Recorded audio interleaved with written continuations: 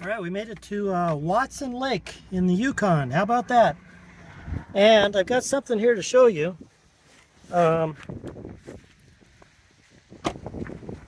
Take a look at this. Which direction should we go? This is called the what's it called? Signpost Forest in Watson Lake, and it's an interesting story on how all this here started.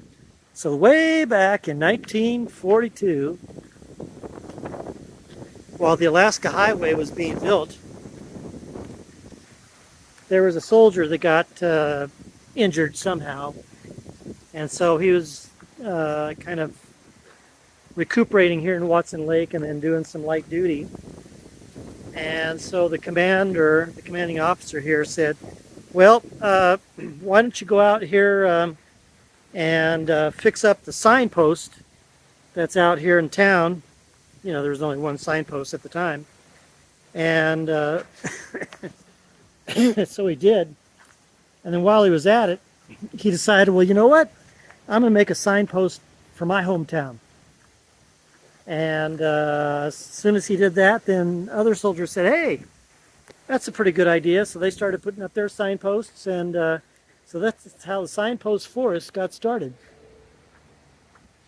And you can see all sorts of signposts, all sorts of signs here. Nebraska, looks like from Germany, yeah. Manitoba.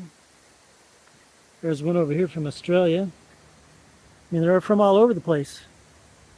So the Cheyenne, Wyoming. So the forest here right now, the 10,000th signpost was put up. Welcome to Lady Lake, Florida. I wonder how many of these were actually kind of snabbed when they shouldn't have been. So the 10,000th was put up, I think, back in 1990 by a couple from Ohio. And then today, I think there's about 77,000 of these signposts up here. Zhonitz? Is that how you say it? Dobra? Huh. There's one from Chowchilla. But all sorts of signposts. You can see license plates too. And if you come here and you don't have a sign, or you don't have an extra license plate, you can go into the visitor center and I guess make one up. I guess this would be a, maybe this is an example of being made up. Also too, if you do bring a sign and then you forgot, whoops, you didn't bring any nails or anything like that, well, they got nails and hammers there in the visitor center. So I think I'm gonna North Augusta, South Carolina. I think I'm going to wander around the Signpost Forest here, and then after that, pick up a couple things at the store, get some gas, look for a place to camp tonight, and then kind of contemplate if I'm going to tack on the extra thing. But I actually don't have to think about that for another 3 or 4 days. So, all right. So see ya later from the Signpost Forest, Bernina Platz, Switzerland, yeah? Okay, see you later.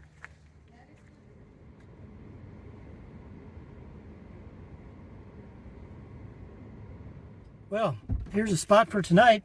Let's go take a look at it. Look at that. Right up on the Liard River. Guess I couldn't go any further, huh? Nice view of the bridge. Heading that way tomorrow towards Whitehorse. I think that's another couple days. And pretty peaceful looking. Got somebody else parked down that way about 100 yards. And then I think somebody else was camped down that way about another 100 yards. So far the mosquitoes aren't too bad. Let's hope it stays that way. And looks like it'll be pretty peaceful.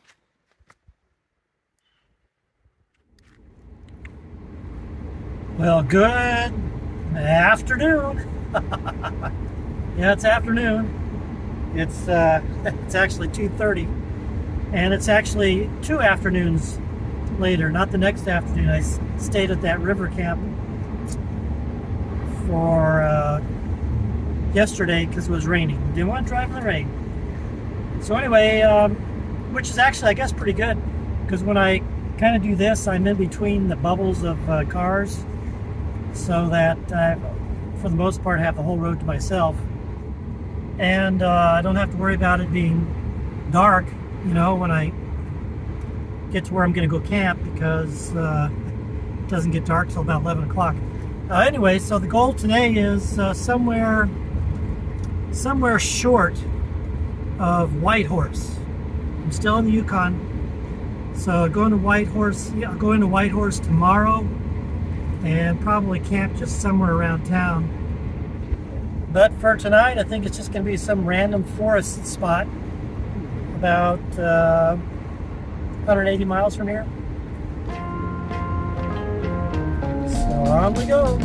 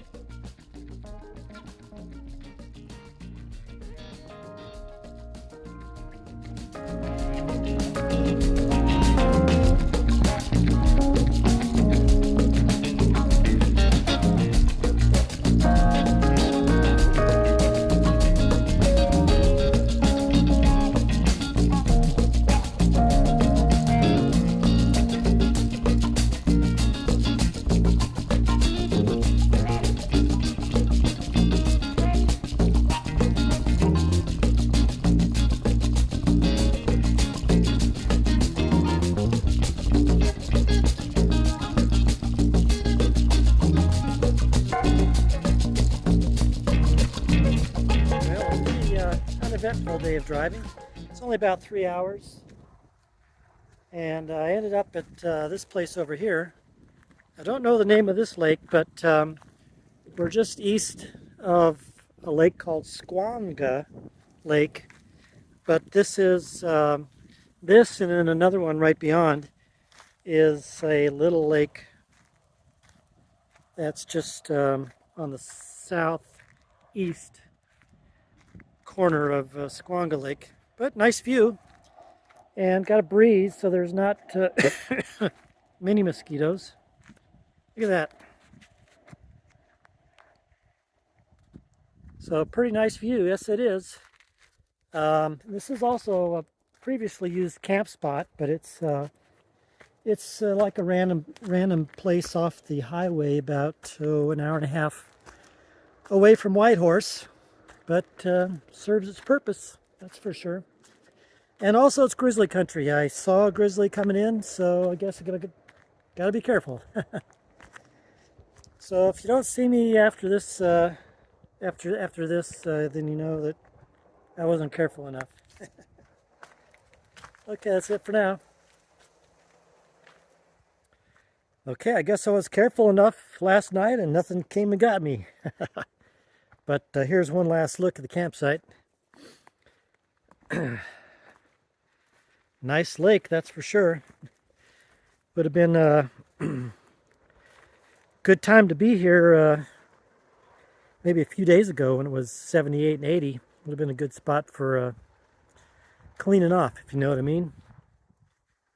But it's not meant to be. In fact, a little bit of rain today. So, time to head off into Whitehorse and And I think I'm going to camp out just right outside Whitehorse tonight. And tomorrow I may just continue on, or I might just hang around Whitehorse. I don't know. Let's see what the Alaska Highway brings.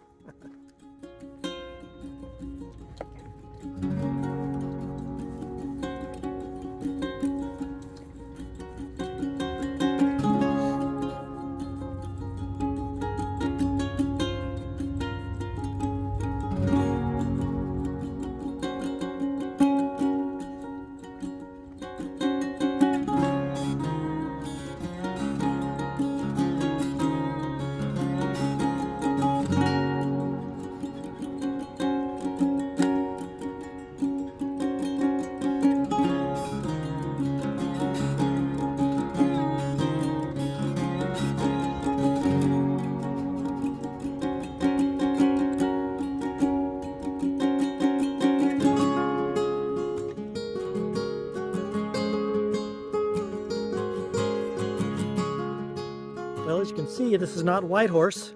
No, it's not. I'm just outside Whitehorse about 20 minutes. Decided that since today was Canada Day, I think a lot was going on. Plus it was dreary and all that and kind of rainy. So going to Whitehorse tomorrow. In the meantime, this is actually the Trans-Canada Trail. Trans-Canada Trail is, I guess, the equivalent of the American Discovery Trail, which is a hiking, biking, riding, etc. trail that spans the full length of Canada. And I just happened upon this. I was going down to a lake, and this I saw this on the side of the road. It looks like some sort of old camp. Doesn't appear to have been used recently. So right here in the middle of the woods, about 20 minutes away from Whitehorse. And yes, I still have the cough. But remember, on that first walk across America, I got that cough along the Missouri River, and it took till the better part of Ohio into West Virginia to get rid of it. So I figured I'll have this until I get back into Washington. All right, that's it for tonight. We'll go see Whitehorse tomorrow, and I may or may not stay in the area again tomorrow night, and then off to Dawson City after that. Well, good morning. It is morning. Let's head on into Whitehorse and see what that's all about, huh? Got a little bit of rain last night, but hopefully that hasn't really done anything to the road here.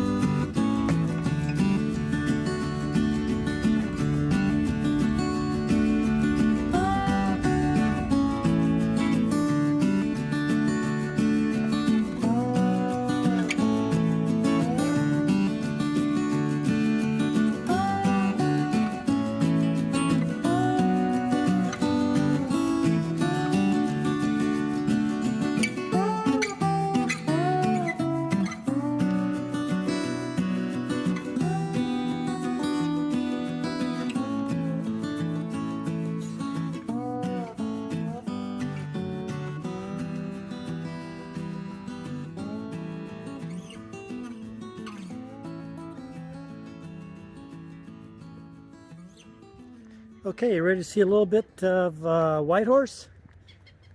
So Whitehorse is right here on the Yukon River.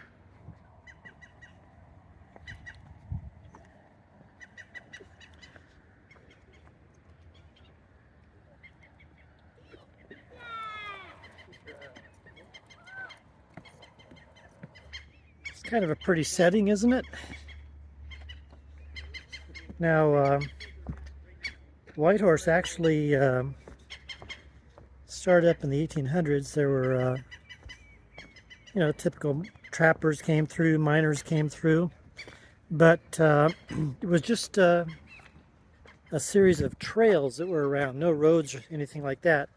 And then Whitehorse really took off when the railroad came up from Skagway.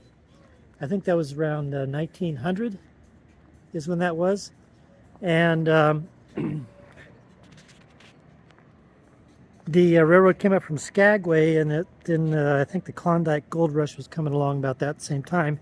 So it got a big influx of people looking for, you know, the riches, the gold, and all that sort of stuff. And then still there were no roads around here.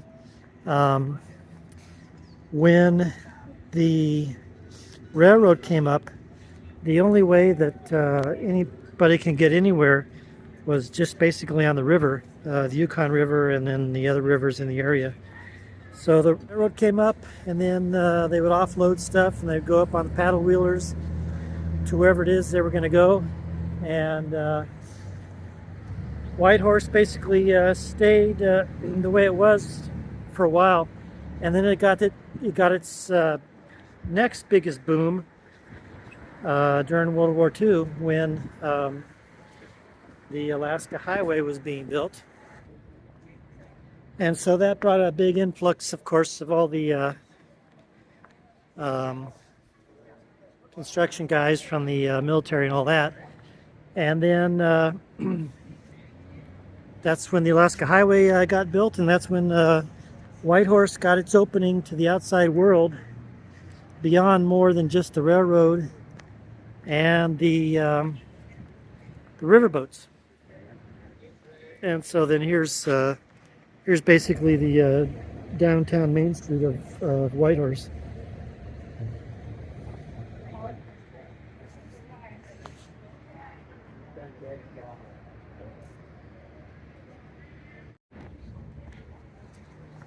So a cute looking little town. Looks like it's kept up.